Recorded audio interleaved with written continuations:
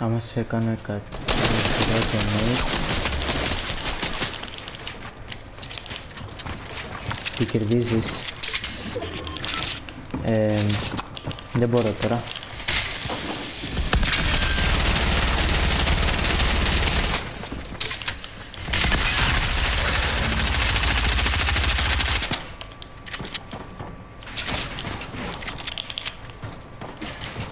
Έλα ρε βλάκα και το δέντρο, βγάλ' το από μπροστά μου.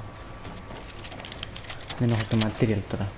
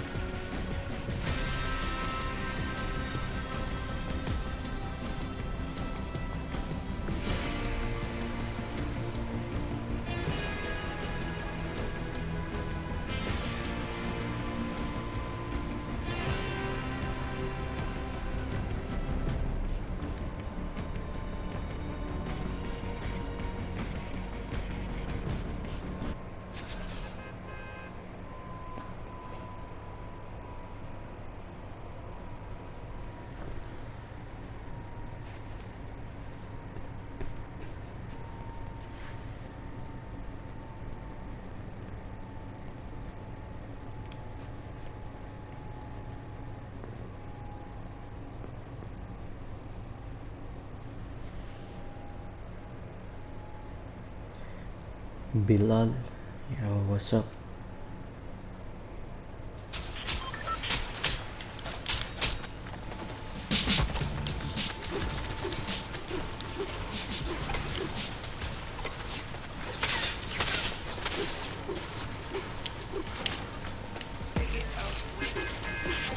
I'm good. Just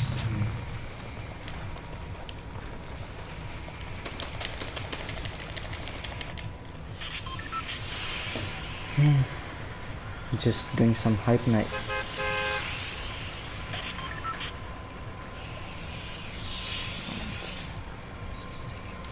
You wanna play with me?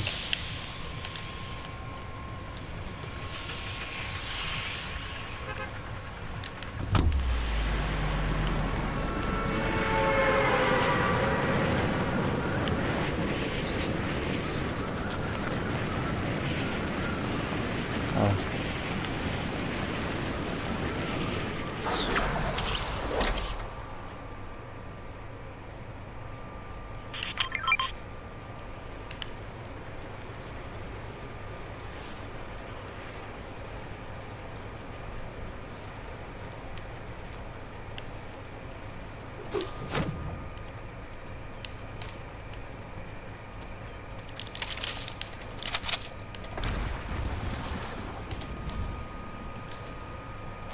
Come on.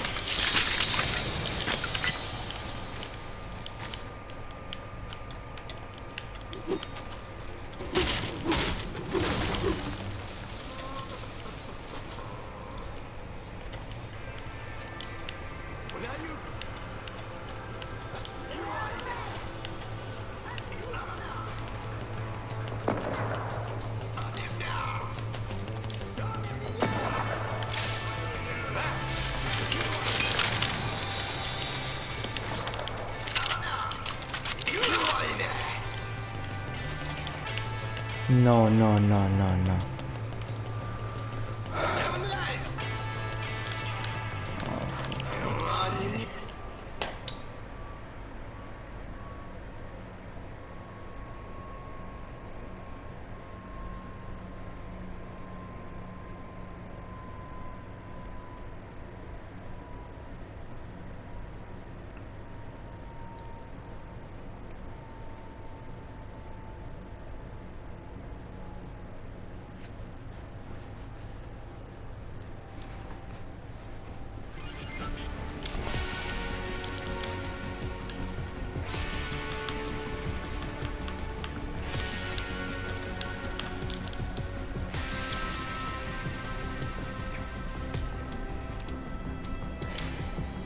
Ακούς? Νικόλα. Νικόλα. Νίκο. Ποια είναι τον φλάκα?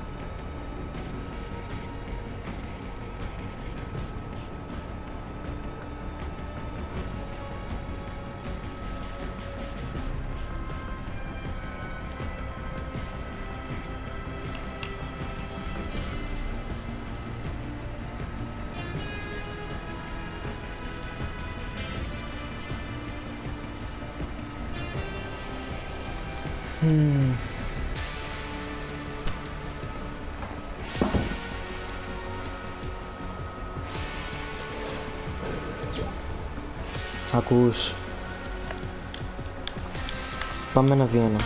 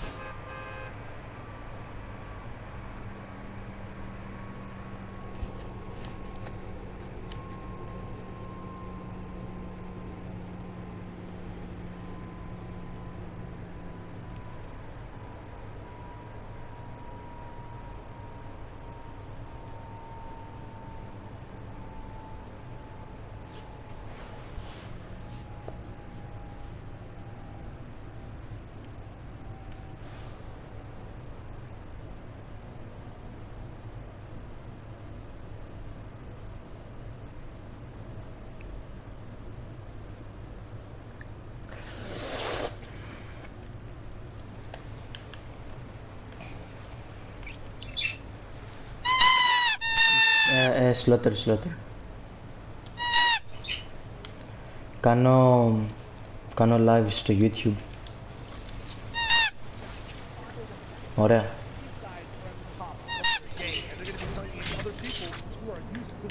Ωραία.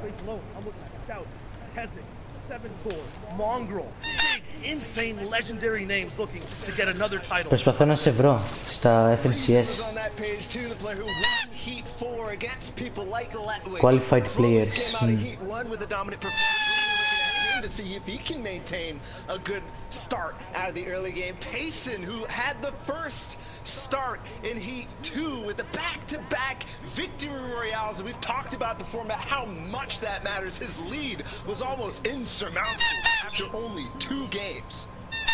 And whether you're watching in-game in Party Royale or anywhere online, just pick a name over here, follow it through, find a new favorite player, and follow your favorite old ones too. My favorite player is obviously Julius Slaughter.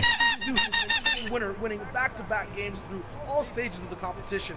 These guys are about to play some of the hardest games of their lives and are going to give us some of the best Fortnite we have ever watched. And yesterday was literally like a little taste of that, right? And we've seen pockets of people already setting their eyes on grand finals. Today will bring some of the best Fortnite we've ever seen. I mean, there's no way of knowing. Will someone break away and hold off strong? Will people go head to head? Are you in the qualified? And at the very Are end, you in the grand finals? No way of knowing, guys. This will all unfold before our very eyes. Yeah, I mean, Zeke usually asks me the question, who do you think is going to win? I'm going to answer before you get to ask any one of these 100 players because they all deserve it, 100%, all the way up to this point. I'm serious. It's anyone's game. Every single person on all those pages for Europe are so good. And I want to add one thing to that too, because it might be anybody's game, but also think about the fact that one player after all of this, out of 100, is going to be walking away the winner, the champion. That is just mind-blowing to me. Yesterday we got to see the top 25 move on, and we thought about which 75 would fall. Now it's the 99 that will not make the cut. With that being said, though, let's take a look at a replay that has led us to this point. Yeah. If you haven't joined us on the broadcast just yet, there was 4 heats to play through. Each of those had 100 players. Top 25 moved up from every single one of them. We're watching the winner of heat number 1, and we're highlighting him because he won in a surprising fashion, coming out from behind and dueling a lot of other top players, and he did it with style, winning a game with something like 5 eliminations and then taking the lead. Did this over yet? Consistent all the No. way through. That's why Are you in the grand final? Somebody to pay attention to. I think it's Arden's Yeah, Limited. the name to remember is Wave advised, especially anyone having Wave in front of their names. But just look at the way I'll later. down every game. Okay. It wasn't something I really hope under you win. control for him at all times. It was always back against the wall. I don't. Always found a way Why? to win every single time. Because Players like here today. But moving on into Heat 2, if you missed that one, this was electric. This was fantastic. We already talked about Tayson's back-to-back, but he did it again with style too. That's why we have to keep an eye on Wait, are you in my... going into this. Wait. There's some interesting Is that you? yeah, I'm the guy. Yeah, hello. Oh, that's you, okay. That's why I did this. Okay, I did... Okay. Janice is playing today too, so these guys will have to face off against each other at the same Let's go at the spot, top. in the same I don't end like games, it. and it's unpredictable as to what will actually end up breaking down.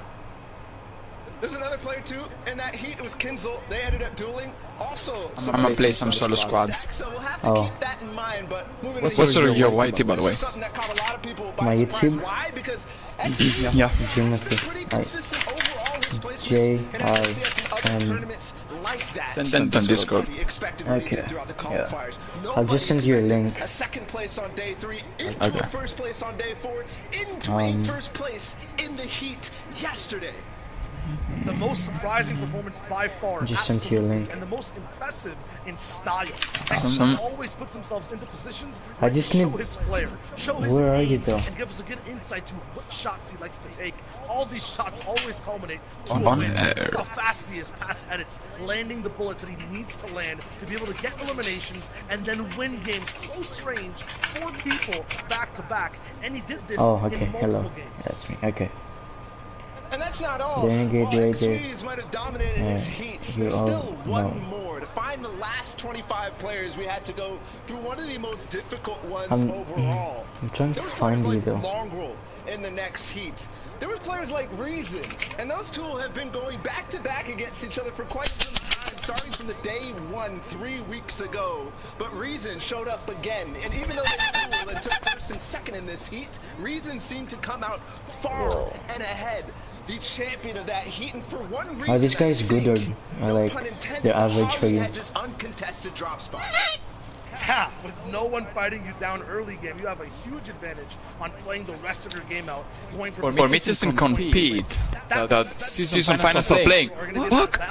They're playing! Again here today in these grand finals, and it's the final round for these guys. Bomb dumb as fuck. And the important You thing didn't to join. note for Reason, he did win back-to-back in heat number No. 2 yesterday against players like Ratwick. I forgot to... Kid Shockwave wants to try to put him down. He does not care and will go for the biggest streak. The event's now live, alright. Games in terms of eliminations I got and that. wins. So that total amount of points. Okay, let me call Cloak. Okay, he's gonna be on. Total amount of points. Ridiculous. Okay, I'm playing right now. See ya. Today. That's the biggest question across the board, right? Who is in form? A lot of these players, they already know the field. They've already scouted each other out, and just like we've done our research, they have too. Now the question is, who will hold strong and who will walk away the champion? With that being said, guys, it is time to get into the first game of the day here in EU. So let's get ready to toss it over to our casters. Yeah, We've got let's go. Clay, Staling, and Sundown. Jealous Lutter for the win. Action. Gentlemen, over to you. Jealous Lutter, let's go.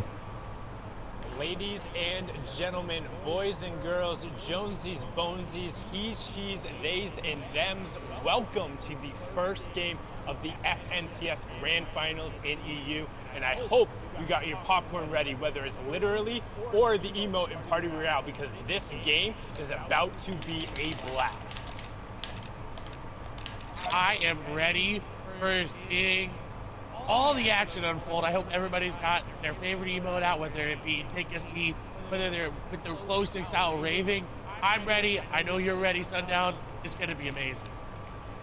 Enough from us. Let's take us into game number one. The analyst desk set it up so well. Shout outs to Zeke, Bala, and Showager. But now we're into match number one. This is it. 6 games to decide who will walk away with that Axe of Champions. Who will be the top player in arguably the most competitive region in Fortnite. It does have the most participants, and there's $800,000 up for grabs here, and here's the initial drop spot. And it looks like everyone's sticking true to where they planned on dropping. We have 3 players in CB. We've got, I think, only 1 or 2 players there in Caddy Corner, 4 in Lazy Lake that we've seen time and time and again from Europe. And of course, we've got Rezon and Holly Hedges, and it seems like he may be alone. And one of the best comments I think I saw coming out is, wow, everyone is really scared of Rezon. And if you look at some of those early game drop spots, both in heats and I'm assuming now in the grand finals, everyone stays really far away from him. And you can see that in the bottom right-hand corner on the map. Not a single triangle remotely close to him representing another player. That's because he's done such a good job over the course of the entirety of this tournament to stake out the claim, and then also getting a nice little elite chest right there. I didn't have time legendary burst to ready AR, up. and Oh, he's that set to go now. sucks. He can begin his rotation and head to center That zone. sucks He has so those 6 bad. scratch pads, which we've seen him execute on so well, and he's basically set to now. There's just other farm the games also. materials There's he needs 6 in games they're gonna transition play, into the so mid-game. However, we've seen him go aggressive time and time again with a similar loadout. As now we swing on over. And you saw Kelpie careful he was being. He wasn't taking a chance looting that chest. He didn't want anything to go wrong in game number 1, because that sets the pace of your games going forward. Whether you get out to a head start or whether you get to climb your way back from an unfortunate off-spawn elimination. However, Hen, on the other side of it, does have players nearby. Loadout not as great as what we just saw on Rezon, but someone that also did very well in the qualifiers. Came out, I believe, he got a second place there in one of the days. He's got that sniper rifle territory, and he's looking. He's peppered up. He's looking for an elimination. I think he's going to be able to catch this play off guard. Snipe's going to come through. He's going to wait, and he does. Ardent's going to go down. Elimination comes over for him. Brilliantly done there by hand to set up that ambush on the side. We've talked about it time and time again, how you need to be careful, but in the early game in particular, it's so hard to really know where your opponents are, keeping track of them. If somebody does get that first shot down and you're not able to react, it can be game ending. And going out there in 96 is so hard. The 0-point game, and now you have to sit back and watch everyone else have fun while you're sitting there waiting for the next game. So now we hop on board, and Candy, who's going to be in the exact same situation as Milan, turns that one around. And someone who's really been playing a lot better as of late, Clay. He has, but there is a chance that you might not get disqualified. So got a lost Milan and normal Milan, but both of them have been playing very, very well and have consistently been making it into that top 25. It seems like almost every single qualifier, so it's really good to see consistency being rewarded, especially with the way the format is. The format rewards those high-placing, high-consistent games, so if you're able to get to top 15, top 25, top 10 every single game, you're going to start to make your way to the top of the leaderboard. And that's what the goal is for the end. We talked about so much yesterday how it's, hey, top 25 is all that matters. Well, here, everyone wants to be number one. You have to walk away with that top spot. It's a solos competition if you want the grand prize in the Exit Champions and all the clout that comes with saying, hey, I am the best player in my region after the weeks of qualifiers and then coming down to this. And Mr. X, who had a beautiful run yesterday to even get him here. The miracle, back-to-back-to-back eliminations, but now under pressure from Rifle, going to get in directly on top of him, but sticking straight to the AR spray. He didn't have a shotgun. That's what we talk about. Those early game fights, he just had the assault rifle and the SMG, opting to stick with the AR, and I think that might have been the wrong call, as the SMG could have offered him slightly more damage in that situation, but Rifle comes through and punishes him. And it was such a close call. That Siphon was just the difference maker once that elimination came through. You see now on another engagement, it's between Wolfies and Maestro. Maestro running off this side on the front foot. The pedal is down. Maestro wants to just continue to push down. Shots go through. He's going to break through the wall. And Wolfies is going to go down. That was a huge pickup there from Maestro Wolfies, who was the second place finisher in the duos of the World Cup. We've seen him play so aggressively, the young player from the UK, but when he's put on the back foot, it can be a little bit challenging there. Maestro did come through, got dropped down to 48 HP, but don't forget, in arena and tournament settings, there is that siphon enabled. That means when you eliminate an opponent, you will get either 50 HP or 50 shield back, depending on which one you end up needing. It prioritizes health first. And then they will also drop all of their materials, all of their loot, and an additional 150 materials, so an extra 15 builds that you can go over and sweep up. That ends up being really key, particularly in the mid and the late game now, as I'm on board here with the Ventex, who takes two really big shots and is put on the back foot. He is, but luckily enough for him, Fresh does not have any shield pop. Now, it's not going to be as good as he is going to be finding time to get those minis in that big shield pop. And Intay over there needs to find an aggressive push into the box. He needs to catch him off guard. If Ventex is not able to get this med kit off, this does not look well for them. But it seems like he pops, so he does get back to find I forgot about it. HP is enough to withstand some shots. I didn't have the chance ready up, so I basically got here in qualify. Did they tell you? Or something? And now Precious in a very bad situation. No HP to really work with. He's going to have to get a really big charge shot there. Cannon coming through, not going to connect on these shots. He goes to the box, but Precious hits the shot, and that's another elimination for him. And you talked about it. He needed to hit that big charge shot, holding it up and punishing the player in particular. I mean, to be honest, we could have won. Fighting with charged shotguns, it's really difficult if you're not able to get blow right away, like No Luck Nebby does there, finding Kira to close out the fight, because but everybody's slipping there, that's a problem. Don't even forget my point there. Nebby showing the power of the hunting rifle, showing up, catching two players on the outside. However, look in the bottom right hand corner, a third player is now rotating by. So can Nebby get all of these resources and get out without getting engaged on? But those are two monstrous shots. He's got to feel confident there, and definitely not living up to his name. Plenty of luck going on. And you took the words from my mouth. Nebby with an amazing aim there, just getting what he needed to get started. However, someone who is not having amazing luck is Janice right now.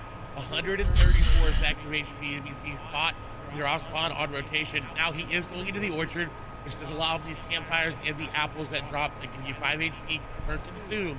He's going to be in a good spot. He's able to really farm up. But Janus drops Stevie stacks, and look at his metal count. It was only 97. A man of Stevie with only 97 metal is not what he's used to, and this is definitely impacting his gameplay. Yeah, and it's going to be tough there. Also, tons of players will know where he is, stoking that campfire, putting off the smoke signal. You can see him, those apples dropping, but instead opting to burn the extra wood. Good trade-off there and good awareness of where he was on the map. However, you see Spen is lurking and trying to catch out the FNCS Invitational winner here. Janus over on the side, and he does get some real quick. That's the problem. Again, we talk about it, the hunting rifle on the side. If you're not ready for it, it can be a game ender right there. You get caught out farming.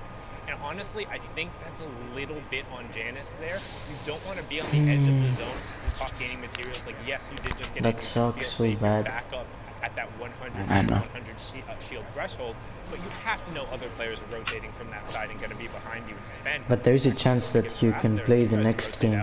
We're going to hop on over to a three-way fight going on. I'm not pretty sure about that, but I think so. Already down to just 2 players. Controller getting into the boxes and getting the shot. Getting up 2 eliminations back to back. Flecken gonna fall there, and these are what you need to do in solos. You need to get into the box and you need to finish the eliminations quickly, because like we saw, if you come and you fight and you box fight and you build fight, and more and more people are gonna come. Not gonna lie though, these people are good. Very good play there from Controller.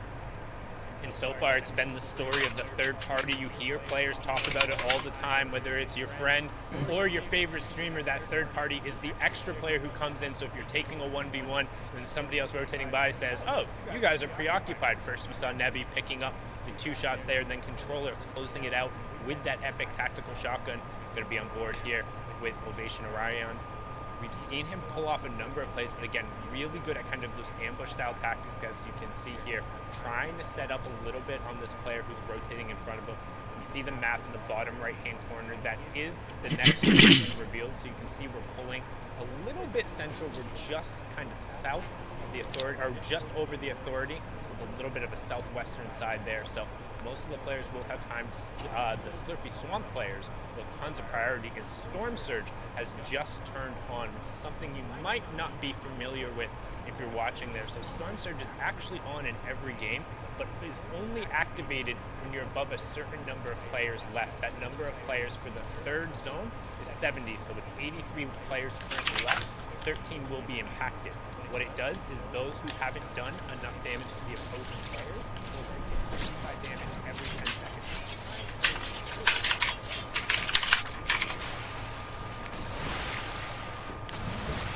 Just gonna go grab some more grapplers, cause just why not? So what are you going to do now? I have no idea.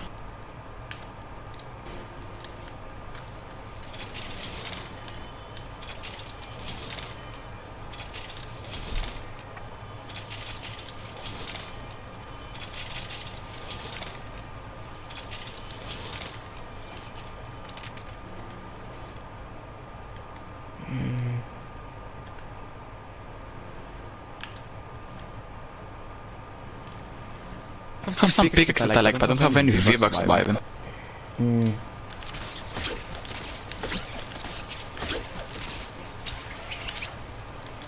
Epic never gave me V-Bucks, that's the dumb thing. Same. They didn't give you any. No, cause actually purchased English purchased some shit, but before July, or after July. Now we swing on board. But Kiko and Anos all directly on top of each other. You become legends. Anos has played incredibly well. Clement also joining in on the party, and this is what we talk about, that Storm Surge. All the players who below, Anos being one of them, are going to be forced to find tags. That damage is going to start coming through. He's going to need to convert on it, and he converts brilliantly there, picking up. If you join, #1 elimination, and also what skin are you going to wear? First placement threshold play. What am I gonna do? What? If you join the FNCS, what skin are you going to wear? I'm just gonna go ahead and edit that wall out. we can get What skin am I gonna wear? and Yeah. that got him the elimination that initially Renegade Raider. gave him the Obviously. damage to follow up with another attack shot. Yeah, just for the flex for the That's the stream. solution. It does a lot of damage. Or if like you hit could all the you could do pellets, aerial and that's also. exactly what he did. Now on his way Nite to Stomp. the pepper placement threshold just came through as well, and now he's moving in. He's got a very great loadout to secure himself a very good placement here. And we know Anas is very, very capable, like we talked about. And he's already stalking another player. He's looking to take down. Is there any console player, Yeah, that's like controller Noble players 7 from the over FNCS there? Invitational. We saw him have a number of really solid. I have no idea, to be honest. Still need 3 players to go down from that. To be honest. But Anas just trying to kind of follow. But I have to the center of zone. What? restart my game again. New to watching competitive Why? Fortnite, joining for the first time. Because it's fucked up again. Twitch or Okay. YouTube or Twitter. Well, wait, if you That's see, the thing. if you see I'll be my, back in 5 or 10. if you see my stream, I'm literally just on 0 ping. Mongrel and Thomas HD also picking up eliminations to put us below the Storm Surge threshold. The first thing is whether or not opponents are picking up, people are picking up eliminations. You can see that to the right of the player's name that's right next to kind of the little mark there. And that will represent 1 point every single time as they go through. Additionally, you're worried about them picking up placement points. In this format, the first one occurs after 25 players have gone down, then the next one occurs after 50 players have gone down, then it's every 10 and 5 players. So when somebody ends up falling in 41st or 31st or 26th, that's a huge changeover. But now, during the middle part of the game, as everyone's rotating through, what they're looking to do is establish space for themselves, make sure they're safe, and then find tags so they're not threatened by that storm surge that we were talking about ahead of time. As now we hop on board here with MCS X Squeezy, who has placed top 25 in 78% of his games this FNCS, best in the EU, and that's something to contrast with the fact that he also plays really aggressive in the early and the mid game. If he gets caught out, he's able to convert. He's had some of the highest elimination totals throughout the entirety of the FNCS club. And I was going to say, I'm surprised he's not going into this player's box. That's literally just fishing in front of him. Someone else tried it, and he's waiting. You can tell he wants to get into this box. As soon as he sees that player start to make moves into the other box, or maybe he finds out exactly where they are, he wants to go in. But he's got Letwick right above him, so you can tell he's being a little bit more cautious this time around. In the heat and the qualifiers, he knew he had a little bit of leeway after that great performance that he had. He was able to play a little bit more aggressive and still get top 25, which is insanely impressive. Now, the biggest impact of the game right now is going to be this hit shockwave launcher in Thomas HD's inventory. He's already gotten elimination because of it. He's also already near the next zone. He doesn't have to rotate very far, which is really good for him because he only has 94 material. He only has 94 materials, and he's right by the priority on high zone. This is the 4th zone, which means it's the last safe zone that's completely inside the current safe zone. After that, the 5th one will be the half in, half out, which kind of signals the transition into the end game as Thomas helps end Sebi's game there. He's going to be sent back and have to queue up after that, and Thomas hits him with a favorite emote. Hey, if you got that emote and you're in Party Royale, mimic it right now. Let Thomas know you're with him and sending him the aid, because he has a really good shot to ride this game out with where he's positioned, because after the 4th zone, you don't want to head super central. So all of a sudden, if that half in, half out zone pulls to the south and is on this high ground, and he has all the shockwave launcher plus a launch pad plus the mythic charge shotgun, it's going to be really difficult to force him out of a priority position. He's going to be somebody to watch over the course of this game who's going to impact the other players around him. And he's already doing that just with his AR. He impacted Sebi. He's going to take down passive. And this is very, very good for him because he doesn't have to go too aggressive to get these eliminations. They're kind of being handed to him here as he's just taking a grasp of his surroundings, looking at every possible angle and getting eliminations. And speaking of that, Mr. Savage going to pick up an elimination there onto Verstroki. Yeah, and you can see that action kind of being driven as players are forced to rotate in and start to get priority position, because it's not only just about being safe here, it's about establishing yourself for the next rotation, because that half in, half out, it's so important in terms of priority. But right now, Reason is 5 below the damage threshold, so once this zone clears, he'll start ticking. You want to keep an eye on the top left and then the bottom right hand corner. That number will need to drop down to 50 players before Storm Surge turns off, and if anybody we're watching is below the threshold, They'll start taking that 25 damage every 10 seconds. And Reason just able to get himself above it with a nice tag there, and he's starting to get aggressive. We talk about the utility of the crash pads. We saw it in the package beforehand in Ball and Shadow. Talked about how good he can be aggressive on the low ground, and he gets Heatsy there, which is a huge elimination as well, because he pulled that half in, half out zone we talked about. Everyone who banked on it being up on the high ground saying, hey, if it pulls up here, I can win the game. Well, they were wrong. It pulled away from them, and they'll be the ones who have to rotate as we hit top 50, meaning Storm Surge turns off, second round of placement points goes through, and everyone is going to be rotating. And you saw Savage just waiting with that edit open. He was looking for any possible angle to pick up an elimination. Lois as well. He's kind of fashioned himself a little bit of a base here that's got these pyramids edited in a nice way so we can see down on players rotating. And this is where you want to be. If you do pull this guy got an elimination. For players, you don't want to be exposed. Nice. Fucking lasers that guy. Lois might do here. Some people, Mongrel picks up an elimination as well, so he's still here in this game and still fighting as well. Lois is trying to snipe somebody out of the sky and was not able to hit it, but a valiant effort. Valiant effort, but just a little wide. Might have given him a haircut, but not going to connect. No Storm Surge tags in play there as we see Kami pick up a huge elim. Close, trying to get involved here. Finds the first tack shot, gets the second onto Vadil, who had picked up Savage. So Savage, again, going down early, only picking up an elim and the 2 placement thresholds. 3 points for him there. As we continue through, you can see Flois and Scrib still in.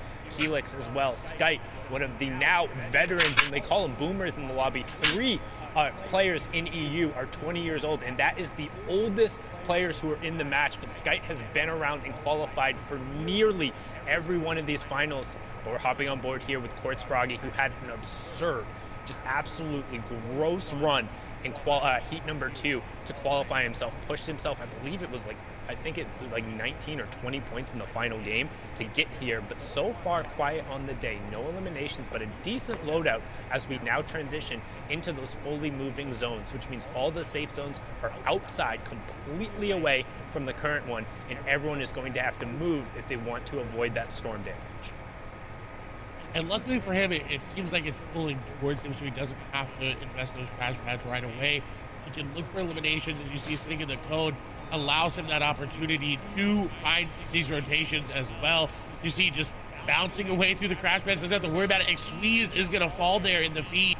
That's an important one to note there, because we talked about it, we hyped him up, falling down before that 40th placement threshold as well. He's not going to end on a lot of points. The question is, how many points can Froggy end up on? How many points can the rest of the lobby end up on as this game continues to go on? We see Curiosity, we see Mongrel, we see Letwick there in your screen as well. And Froggy looks to have taken high ground with that. The shots go through. He's going to get that player down to low HP. It's Cammy going down. What a huge pickup there by Froggy, but he's not done yet. There's another player on the other side.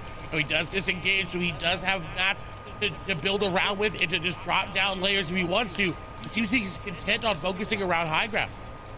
Yeah, and Benji and Hen also picking up a pair of elims there in the feed as we close in on the next placement threshold. It'll be top 30, and then every 5 players going down. Storm Surge will also turn off his top 30, and we're closing in on it. There it is. Scouts picking up a pair to make sure he gets there. That's Adian and Diablo, who saw yesterday going down. Thomas also goes down, and then Become Legends Rifle picks up Benji Fishy. Deceptos ends up getting Skype as well going down there. Lechy picking up Styler, but we're still on board here with Quartz Froggy, and we saw how much work he can do on the mid-ground tarp here, and he's continuing to run through with that charge shotgun, picks up Scouts as well, and we're in through another placement threshold. So this is what happens as we start getting in the moving circles. All the action for us, so keep an eye. Flois all the way up on the high ground. Kiko has priority on the low ground, and then everyone else is the tarp in between, but Hen and Reason are still up on the mid-tarp. I think Flois was able to pick up that shockwave launcher from what it looked like. He may have used the crash pad to take it, but Mongrel, I believe, going to fall there on the backside. Rezon still in this game, getting eliminations. Hid, thing on 4. Crash pad will come out here for Hid. He does have a lot of materials left. Carrot picking up 3 eliminations there on the backside. As shots come through on the Hid, he is going to be able to block it off, and the capitalization there on the Stacey will be good as he realized already losing HP. Kinsel going to take down a player there as well. Anas going to fall. Lois does have what it seems like a crash pad to maintain high ground, but Bat Sniper coming up. Decepto's coming up as well. Everybody is coming up for high ground. Rezon just trying to make it through. And everyone pushing for the high ground right now, but not necessarily paying attention to what's going down the low ground, where people are cleaning up on eliminations. You have Flois in your top right, Froggy in your bottom right, everyone else on the wide. You can see Flois is up on that ultimate high ground. Deceptos and Hen down on that low ground with Reason just above them. Froggy waiting for his opportunity, but keep an eye on the number of builds because we're getting down to the final one. Flois going to pick up an elimination there, and he's doing a really good job at just maintaining that high ground control as we're closing in on our top 5. One more player will go down, and then it's all about getting to the top 3. Boom, we have it. Letwick, Bad Sniper, Froggy, Hen, and Flois, top 5 in game number 1. And Flois looking to close out 4 eliminations, but Froggy down below, you cannot count him out yet. He is right there. If he takes down Flois from below, that'll be so huge for him because he will get that shockwave launcher, get that mat refresh. Letwick's very, very low. More likely going to be edited down. The shots come through, but no, Flois going to be one to take him down. Froggy gets down hit. In the meantime, 1v1, Froggy versus Flois. The shockwave launcher up above. Froggy trying to dodge him. Flois sending him down. He's trying to, but he's running out of mats. 15 builds remaining, and Froggy does not look like he's stopping anytime soon. Going out in the zone, taking some damage, gonna shockwave himself down. Little Mitro classic. Shotgun does come through. The shockwave is gonna send him flying. Shots come through. Flois is gonna get the beam, and he takes down Froggy for the victory royale. Really, really good job from Flois executing on the top-down push with the mythic weaponry, but more importantly, showing the versatility of that shockwave launcher, launching himself down and then finding a gap to launch the opponent out, tracking him and picking it up with the AR. Match number 1 is done. Fury Flois taking home the victory royale, but we'll see where the leaderboard shakes out. We're going to toss it back on over to Zeke, Shio, and Bala. Man, a strong start here in EU, really coming out with a nice flow. Flois finding himself in Victory Royale. Guys, this final fight between Froggy and Flois, both players walk into that 1v1 with 5 eliminations. The Elim and the Victory Royale is going to be that 4-point swing. This is gonna be a good tone setting for the rest of the competition.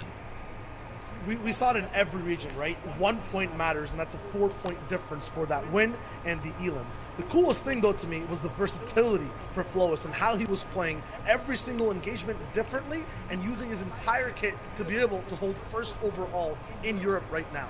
6 eliminations, 20 points, and that victory royale.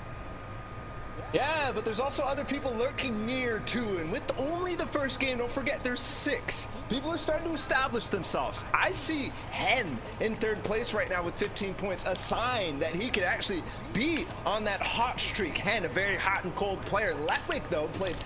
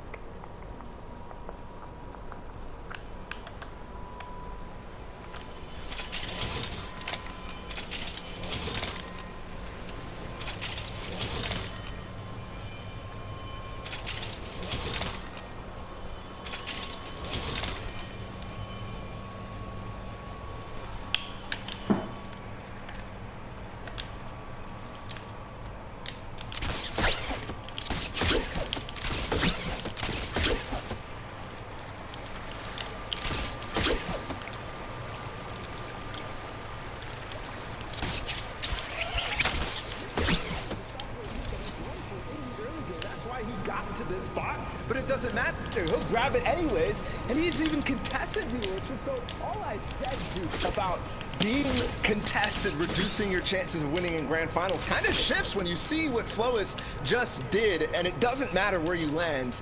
You could always stumble across Kid's Shockwave Launcher. And this is kind of like talking about the quality of the players we're seeing, right? Like, yes, of course, we have mythic items to play around, but for someone like Flois, it's like if he's going to walk up and he's going to take a fight and eliminate you, and that loot's just going to be put in his hands, it's like, okay, I'm already good. I'm already at a 10. You're just giving me that loot and now making me an 11. Yeah, and also to think about other people who usually have that opportunity to make it through. There was a lot of the big names. I mean, Janus fell off spawn, which you did not expect for him landing at Steamy Stacks with two players who play kind of passively in that. He got sniped. There was also a number of different people who fell in the mid game. Yeah, I mean, the big thing and the number one word for all these players right now is momentum, right? Flois finding that Shockwave Launcher gives them a bunch. Janus getting taken out, as Bala just mentioned, stops the momentum overall, right? So in game number 2, these guys have to find a way to rev their engines faster and then get ahead of everyone else with momentum. Oh man, a lot of momentum here to start the day. Now guys, I do want to continue, but I'm getting word the games are ready. So let's get ready to hop into game number 2 here of the Fortnite Champion Series in Europe. Let's see if the action continues. Sundown, play. Let's send it back your way. Thank you so much, Zeke, Shio, and Bala. And I mean, I'm just so excited to see, because I'm a personal fan, or like I'm a advocate for the fact that game 1 is a nice way to set the tone, but you really get an idea of how the leaderboard and how the lobbies are going to play after game 2, because particularly with solos, it's about consistency and who's able to turn over a performance from one game to the next and continue it rolling. And you're really able to see that going down in the second match. And into the third as well. If you're able to bounce back in that third and you really submit yourself at the top, you got a chance in that 4th, 5th, and 6th game to really turn online. Benji, somebody who definitely needs to turn online, but Savage is going to go down to Noah Riley in the feed. The contestant happened, and Savage unfortunately falling. Looks like Benji is trying to take down Kiriachi in the time being. Yeah, Benji trying to set up one of those ambushes here on the side. You can see him trying to pick off Kiriachi as he's going right for those slurp jugs. He is going to find the initial burst shots there, opting not to use that sniper rifle and instead closing the gap on him as fast as possible to see if he's able to get it. White tags coming through, using the tac shotgun and the high rate of fire to push in the box. And well done. We talked about the contestant over there, and he says, oh, 0 out of 10 for the effort. The Russian judge doesn't even give him a point. Benji taking it down there, and that's 2 elims right off in the start for him there. You can see in the bottom left-hand corner, the 2 most contested areas are Rig and Salty Springs, each with 5+ players right now. So a lot of space being pushed out, and it's interesting to see 5 players in Salty. I mean, effectively, you're all taking one house of loot and saying, I hope this is enough. Yeah, I don't know why 5 players are there. And I think it has to do something with Rezon. He scared everybody away from Holly Hedges. Anybody that normally landed in that path said, no, I'm just going to go try my chance at Salty there. Because we are now over to the Fortia. This is Mongo, and he's been dropping here for a while. We know that. But he does not have Ocean's Burst AR and Ocean's Bottomless Chug Jug. Someone else may have snagged it from him, and with his aim and with what he can do with it, that Mythic Burst AR is so good here from him. It looks like he's not going to need it now. He's going to get some tags going into this fight. That player going to have to back out. Mongo, though, not going to let him do it. He's got to be careful. He is running out of AR ammo, but he says, you know what? Who needs an AR? I got a shotgun and a crash pad. I'm going into the box. He is going to miss the jump a little bit, almost deploying a crash pad there, but the continued pressure that he's keeping up is trying to keep this player from going any higher. And it's Smudge just trying to get away. He's got a little sliver of HP, but Mongo going to get in the box and do that Mongo classic and get the elimination. Like, he had to resolve that fight right away, because even picking that up with the additional match drop, not only has 52 materials, and while he is in the zone, since it did pull towards that south side, he's going to need to find it, and with so many other players around this area, it's going going to be really hard to max out quickly, but now let's hop on board with our match number 1 winner. As you can see, the format in the right-hand side, each elimination being worth a point. You can see once you get into that top 10, you'll have 8 placement points going through, all the way up to 14 for first. Then you can see 11th through 15th is 7, 16th through 20th is 6. This is the intervals of 5, then the intervals of 10, and of course, you get that first placement point after the first 25 players have gone down. So still, plenty of players who need to drop here, which generally is a little slower from EU. You'll typically see a little more aggression going on. However, as you get further and further on into tournaments, the stakes and the players become that much more difficult to fight against, and it's really hard to confidently take an early fight, as we have Rax and the Costa Rican Sebi in a battle over here. Ooh, and Rax on the back foot already. Now, this is that weather station just above Patty. Sebi going in. The shots are going to go through. He's going to get the initial damage, and he's going to follow up with the AR. The crouch spam is going to pay off for him. The elimination comes through, but now the question posed for Sebi is, can he go get his loot? Can he go get the shockwave launcher and that charged shotgun, or will he settle for some of the vault loot? And generally, that's the goal. It's to go through, get whatever you can from the weather station, resolve a fight there, and then head down and hopefully pick up the remnants of whatever happened at Caddy Corner. But now we're going to swing on over to Authority, where we have Letwick. We're in match number 1. He was able to steal away that mythic glider grapple gun, just kind of rotate out. But now, match number 2, you can see Hardfind over on the side, and Hardfind looking to set up a trap and a bait. We've seen this before a number of times, particularly around that vault area, where there are some areas you can't build.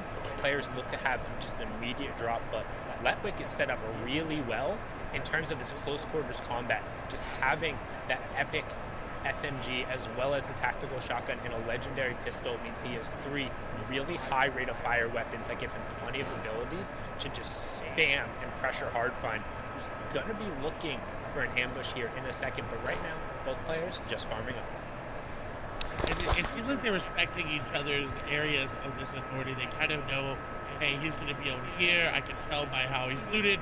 I know Letwick's going to be in this side because I know how he looted from a Hardfind perspective. But concerning about this is the players that are around. Carrot is there as well. You got 2 other players on the side. But Letwick is playing this very well. He's hitting some things, and then he's standing still. That's how...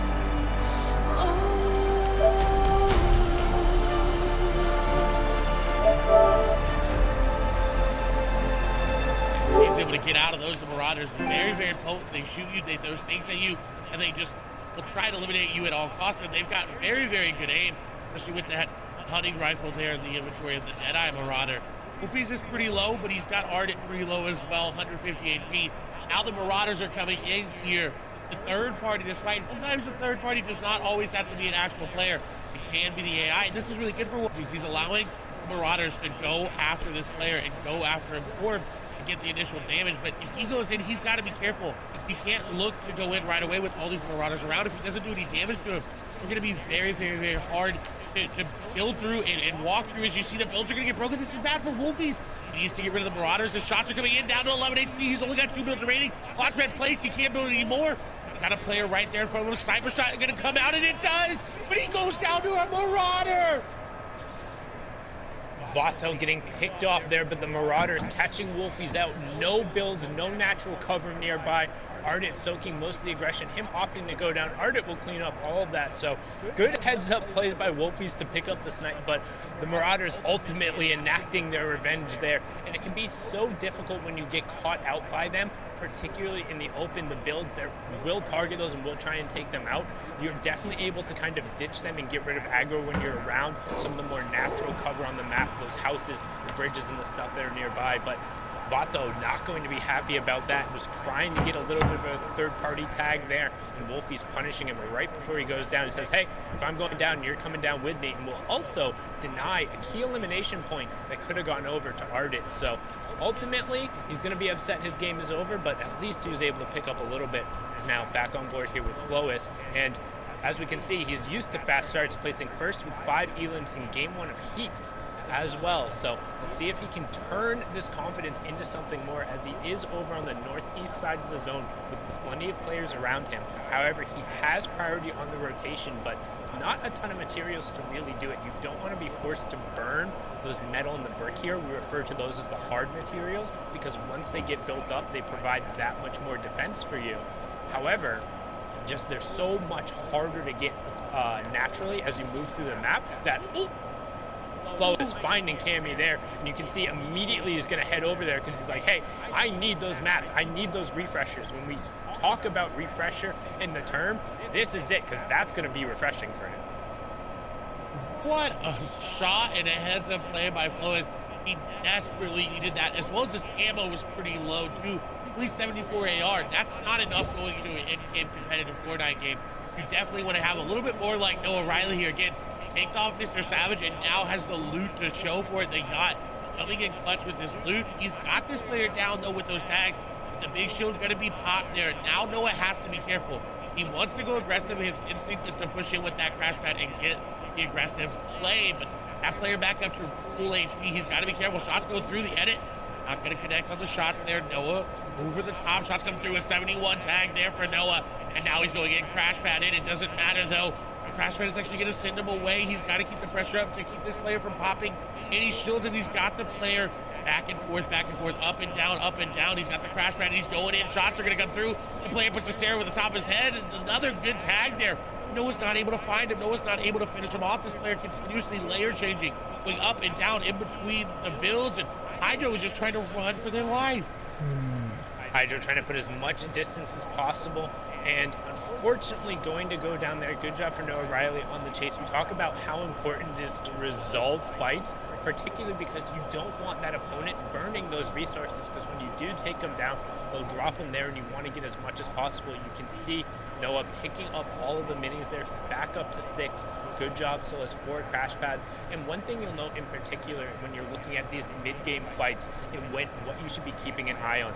Anytime a player has crash pads, that will enable them to push into boxes. You've seen it in 2 different ways, both from the top down, where they throw it against one of those cones because it lets them fall in, and then a perfect example, thank you Ross Orange for showing it right there, winning the fight against Hardfind very closely with 6 HP. That's the horizontal crash pad, where you line yourself up on the corner of the walls, you throw it against that corner, and it'll end up landing right behind you, and it pushes you forward into the box, but it won't affect the other player. So it allows you to line up your shot ahead of time, and most times it'll also put you behind them, so they're not able to play defensively, as Orange trying to play defensively here, but Bafo just comes in and says, hey, you didn't have enough time to reset and get your shields up. I will take all that loot. Thank you very much.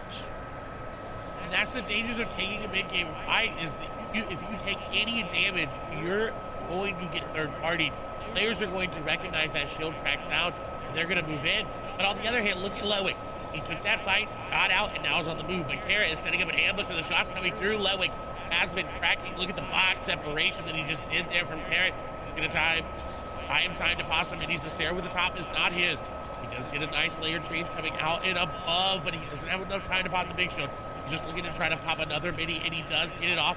And now he's looking for a shot. He needs to put the pressure back on to Carrot, because if not, then he's just going to keep running around, and Carrot's finally going to be able to get a shot on him. And Carrot decides, you know what? Not worth my time, not worth my materials, not worth my HP. I'm going to disengage. I'm 50-50 on that. It felt like if Carrot had kind of kept pressing, he might have been able to pick up Letwick, particularly because, look at Letwick, there are only 20 total builds coming out, but that also means if you are able to take him down, you're not going to necessarily get that much back. You'd only get the 35 total, and it's really not going to be that beneficial unless you're able to rotate cleanly off of it. Both have the crash pads, but now you can see the fight going on here between Diablo and NXS. Z Andy on the back foot here, and Diablo trying to push forward. Somebody we've seen had the capability of playing aggressively. He is above that Storm Surge threshold, so just trying to hunt this player and doing a good job of keeping Zandy on the back foot. Does get the cone replaced, owns both, edits back under. Zandy able to replace that stay there, so Diablo just going to reset for a second, make sure he's still back up. near that 100-100 threshold, and then Zandy going to go down. So good job making sure you pick that one up. Zandy was below that Storm Surge threshold. Diablo will see that coming through. The Storm Surge will take that over. So that's what we talk about right now. You can see on the right-hand side, Diablo is currently 130 damage above. Zandy was below, which means he takes that 25 damage every 10 seconds. And it also signals to Diablo, hey, I can just tag this guy up and then wait, because any damage he does for to that player, as long as they go down within a minute, he will still get credit for that elimination. He will still get the point, and then he can go over and safely pick up that loot. That is another aspect of competitive Fortnite that everyone has to think about. That's Storm Surge. It plays a factor into so many of these players' games. Sometimes they forget about it because they're pumping, they're rolling, they got their match, they got their ammo, they got their builds, they're in zone, and then they're like, wait, I didn't tag anybody.